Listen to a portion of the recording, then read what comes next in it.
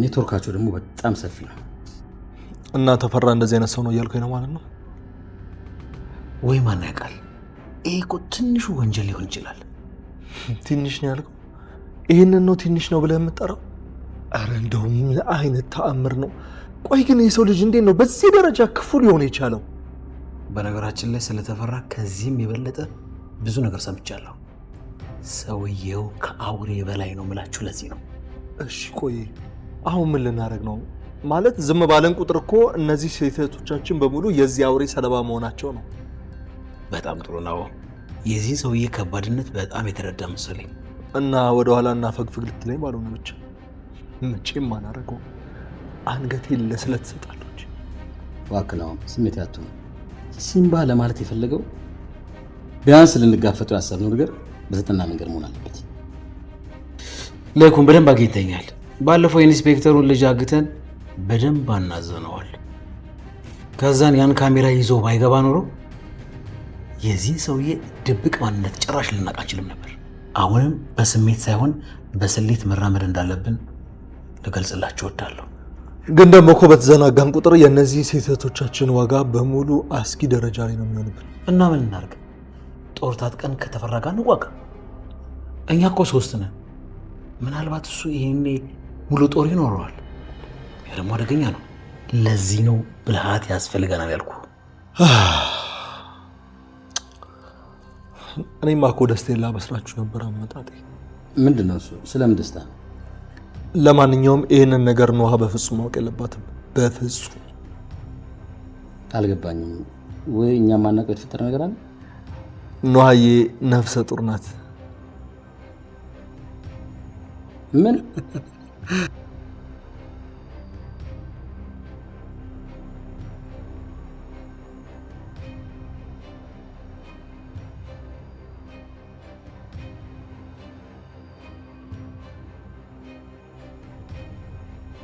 ኑሐሚን አስቀድማ ነፍሰ ጡር መሆኗን ለናሆም በነገረችው ሰዓት ከነተፈራ ጋር የጀመሩትን ጦርነት እንዲያቆም ነግራ ብታስጠነቅቁ እሱ ግን ምክሯን ሳይሰማ ቀርቶ በድጋሚ ከነተፈራ ጋር ፊት ለፊት ለመጋፈጥ ከሲምባና ከላይኩን ጋር ሆነው ሲያሴሩ ሰምታለች። አባቷ በጥይት ተመቶ ሆስፒታል ከገባበት ቀን አንስቶ በሁኔታዎች ጭንቀት ውስጥ ያለችው ኑሐሚን ናሆምን ምን የምትለው ይመስላችኋል? ሐሳብ አስተያየታችሁን ኮሜንት ላይ ጻፉልን። ከዚህ አስቀድሞ ሲምባና ናሆም በጋራ ሆነው ኢንስፔክተር ዳዊትን ስለሚያውቀው ሚስጥር ደብድበው ካወጣጡት በኋላ ሲምባን ነጻ የሚያወጣ አንድ ቪዲዮ ማስረጃም ይዘዋል። ነገር ግን በዚህም ብቻ አላቆሙም ነበር። ስቃዩ የበዛበት ዳዊትም በፍርሃትና በብሶት ስሜት ውስጥ ሆኖ የምትፈልጉትን ነገር በሙሉ አደረግኩላችሁ አይደለ? እባካችሁ አሁን ልጄን ልቀቁልኝ ብሎ ሲማጸናቸው ሲምባም ልቀቁልኝ ነው ያልኩ አይደለ? ልክ ነህ፣ የልጅ ነገር እንደዚህ ያንገበግባል ብሎ ሲለው ዳዊትም ግራ በመጋባት ስሜት ውስጥ ሆኖ ቆይ ጉዳዩ የበቀል ነው እንዴ ብሎ ሲጠይቃቸው ናሆም የሚቀጥልና በጣም ጥሩ አሁን ወደ ሐሳባችን መጣሃል ማለት ነው። ይሄውልህ እዚህ ውስጥ ያለውን ቪዲዮ ለህግ ብንሰጠው እስር ቤት እንደምትወረወር በደንብ የምታውቅ ይመስለኛል ብሎ ሲያስፈራራው ዳዊትም አዎ አውቃለሁ፣ በደንብ አድርጌ አውቃለሁ ብሎ ሲመልስለት ሲምባን በተራው ይቀጥልና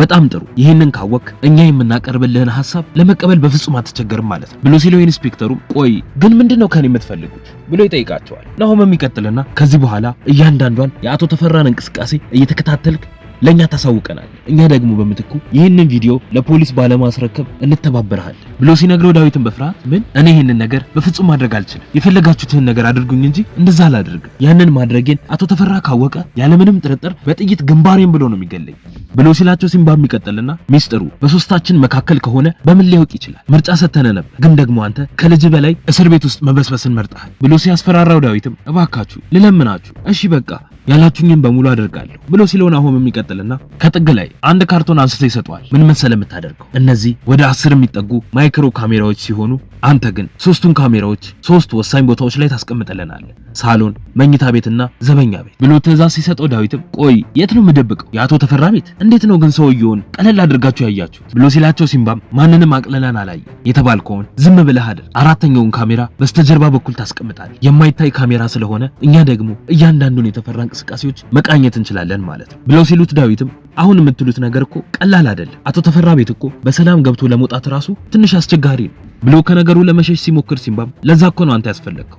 አይሆንም የምትል ከሆነ ደግሞ ቪዲዮውን ለፖሊስ እንሰጠዋለን ብለው ሲያስፈራሩት ኢንስፔክተሩም እሺ ግን ቆይ ተፈራ የሚባለውን ሰውዬ ለምንድን ነው በዚህ ልክ ማስወገድ ይፈልጋችሁ ብሎ ሲጠይቃቸው ሲምባም ምን መሰለ ሰውየው በጣም ብዙ የህገወጥ ስራዎችን እንደሚሰራ አንተም እኛም እናውቃለን። ስለሱ ብዙ መረጃዎችን አግኝተናል። ከጉምሩክ ኃላፊነቱ በዘለለ የስልጣን አቅሙን በመጠቀም የተለያዩ ወንጀሎችን ከተለያዩ ማፊያዎችና ቡድኖች ጋር እንደሚሰራ ደርሰንበታል። ይልቅ ግን አሁን ያለህን ነገር በፍጥነት ሂድና አድርግ ብለው ሲያዙት ዳዊትም እሺ ግን ልጄስ ብሎ ይጠይቃቸዋል። ናሆምም ይቀጥልና ልጅህ ካሁን በኋላ ስለማታስፈልገን ወደ ቤቷ እንድትሄድ እናደርጋታለን።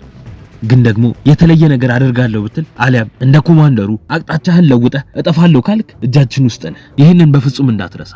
አጥንትህን ሰባብረን ከነመረጃው ፖሊስ ጣቢያ ነው አሳልፈን የምናስረክብ። ልጅህንም አታገኛት ብሎ ሲለው ዳዊትም ተው በቃ ይሄ መቼም እንዲሆን አልፈልግም። ያላችሁትን ነገር በጊዜውና በሰዓቱ በፍጥነት አደርጋለሁ ይላቸውና ይለያያሉ። በዛን ሰዓት ላይ ናሆም ከኑሐሚን ጋር ቀጠሮ ስለነበረው በቀጥታ ወደዛ ነበር ሄደው። ምሳም ከበሉ በኋላ ተቀምጠው መጨዋወት ይጀምራሉ። እሱም ይቀጥልና ምሳ እንዴት ነበር ብሎ ሲጠይቃት እሷም በጣም ቆንጆ ነበር ብላ ትመልስለታለች። ናሆምም ይቀጥልና ዛሬ ግን በምትወጂው ወይን ራሱ ኩርት አልሽበት እኮ በሰላም ነው ብሎ ሲጠይቃት እሷም እሱን እንኳን ተው ከዚህ በኋላ የምቀምሰው አይመስለኝ ብላ ስትለው ናሆምም ለምን ውዴ ምን ነው ችግር አለ እንዴ ፋዘር ግን ሰላም ናቸው ብሎ ሲጠይቃት እሷም እሱ በጣም ደህና ነው ዶክተሮቹ ደግሞ በደንብ ያገግማል ብለዋል። አሁን ግን አንድ ነገር ልስጥህ ታነብልኛለህ ብላ ስትጠይቀው እሱም በደስታ ማንበብ የምችለው ነገር ከሆነ በደንብ አድርጌ አነብልሻለሁ ብሎ ይላትና ደብዳቤውን ተቀብሎ ማንበብ ይጀምራል።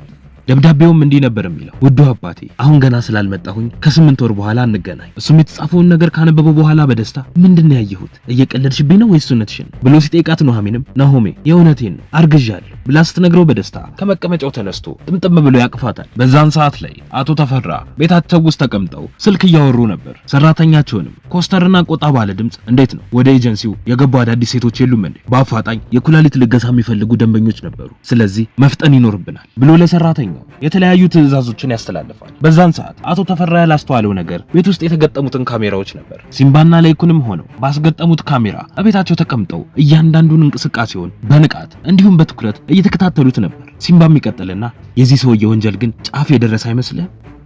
በጣም እየተተረተረ እኮ ነው በፈጣሪ ስም። ቆይ ምን አይነት እባብ ነው ብሎ ሲል ላይኩንም ይቀጥልና አይገርምም? ልክ እንደጠረጠርኩት ነው። የሰዎችን አካል ይሸጣል። በእውነት ይህንን ለማየት በጣም ይቀፋል። በትክክል ቢሮ ከፍቶ እኮ ነው ሴቶችን የሚልከው። በዛ ላይ ጭራሽ አካላቸውንም እየሸጠ ነው። ይህንን ጉዳይ ለሚመለከተው አካል ብናደርስ ሳይሻል አይቀር ብሎ ሲለው ሲምባም አይ ቆይ እኔ ግን እንደሚመስለኝ ጉዳዩን በእርጋታ ብንመርመረው ሳይሻል አይቀር። ትልልቅ ስልጣን ካላቸው ሰዎች ጋር ተሻርኮ ሊሆን ይችላል ይህንን ስራ የሚሰራው ብሎ ሲለው ላይኩንም ለሱ ምንም ጥርጥር የለኝም ባለድርሻው ሆነው አብረው እንደሚሰሩ የሚያሳይ ጉዳይ ነው። ቆይ ምን አይነት አረመኔ ነው ሲምባ በጣም ከክፉ ሰው ጋር ነው የገጠመው ብሎ እያሉ እየተወያዩ ባሉበትም ነው ናሆምም መጥቶ አብሯቸው ምን ማድረግ እንዳለባቸው ተፈራንም እንዴት በቀላሉ መጣል እንደሚችሉ እየተወያዩ ባሉበትም ነው ኑሐሚን ሰምታ በንዴት ወደ ናሆም ጋር የመጣችው። በቀጣይ ምን የሚፈጠር ይመስላችኋል? ሐሳብ እንዲሁም አስተያየታችሁን ኮሜንት ላይ ጻፉልን።